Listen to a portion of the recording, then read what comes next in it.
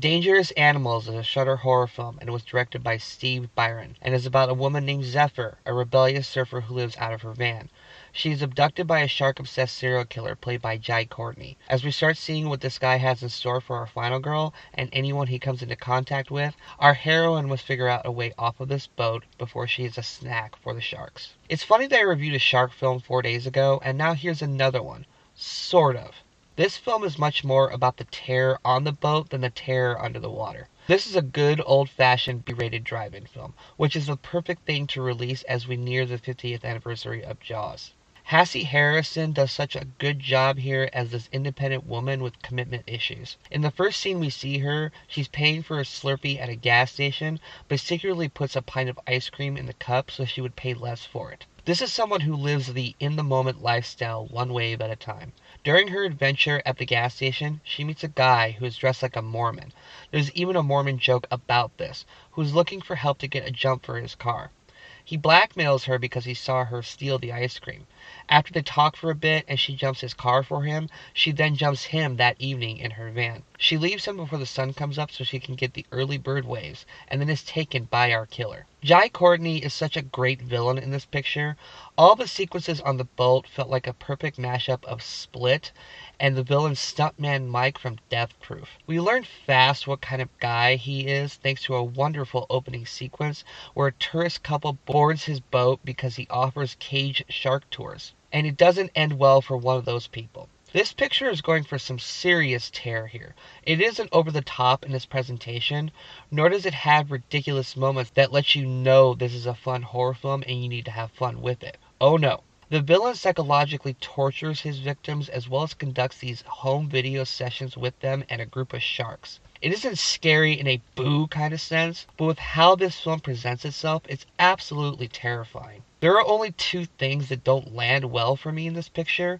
The first one is the guy Zephyr hooks up with finds his way into the thick of things in a very weird way that seemed almost too unbelievable and almost stretched beyond the gritty feeling the rest of the film is going for. He's a nice guy, and I really like the relationship he and our final girl have, but I wish he wasn't basically teleported into the danger.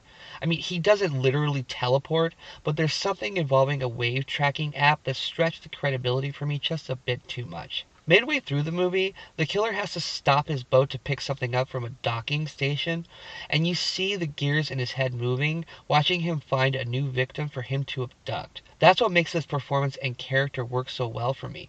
He has a certain charm to him that initially makes him seem appealing, but he randomly abducts these women. There's no real backstory to him except a monologue he gives about him being attacked by a shark when he was younger, but that's all we need. The randomness for which he chooses his victims is frightening enough, and the picture is so smart by not overcomplicating itself with more than just a guy kidnaps a woman. Now, Zephyr is no pushover.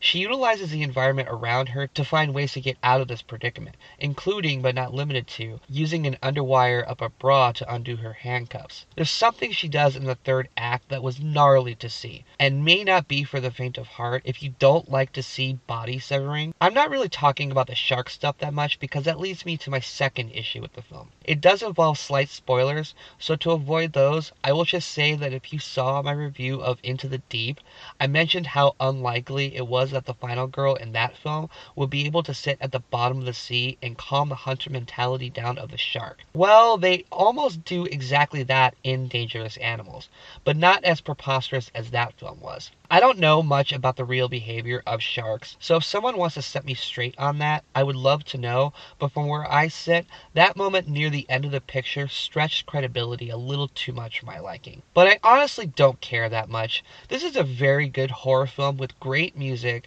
a wonderful villain, a magnificent final girl, and tension that just builds and builds. Some people have said that there are a few too many false endings, but I don't see it that way. I view it as a resourceful girl doing what she needs to do to survive against this man who is literally twice her size. I guess you could have cut the film 10 minutes or so, but screw that. I like it just the way it is, damn it. If you like summer drive-in horror films which inspired Jaws in the first place, then I highly recommend this film. It's more psychological than it is a gore fest, but when the violence is there, it is raw and brutal. I hope this film stays in the theater for longer than a week or two, because this is one of the better horror films I've seen in 2025 so far. Don't sleep on this film, everyone. It is so worth your time. I give Dangerous Animals 3.5 stars out of 4. This guy is bordering on the fetishistic with his views on sharks, but Jai Courtney plays it so well that I bought how terrifying the situation is. And what a great final girl in Hassie Harrison. I know she's known for the show Yellowstone, but I would love it if she could continue being a badass final girl in more horror films personally. So what's your favorite shark film that isn't Jaws? Please let me know in the comments. And that is my review. Thank you so much for watching. If you like this, please like and subscribe. Follow me on social media if you like. And until next time, I am Ghost.